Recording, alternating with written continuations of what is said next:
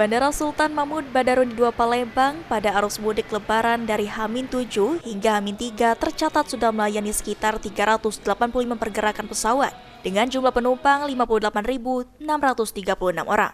Jumlah tersebut mengalami peningkatan 18% jika dibandingkan dengan arus mudik tahun lalu 2023. Eksekutif General Manager Bandara Sultan Mahmud Badarudin II Palembang Raden Iwan Winaya Madar mengatakan, puncak arus mudik tertinggi di Bandara SMP 2 Palembang terjadi pada H-4 sebelum Lebaran. Setidaknya ada 87 pergerakan pesawat dengan jumlah penumpang 12.155 orang.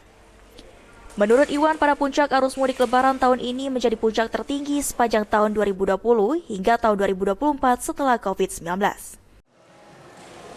Total ya, jadi H-7 sampai dengan H-3, H-2 kan kita tutup bukunya nanti malam ya. Itu kurang lebih hampir 385 aircraft movement atau setara dengan penumpangnya kurang lebih 58.636 penumpang.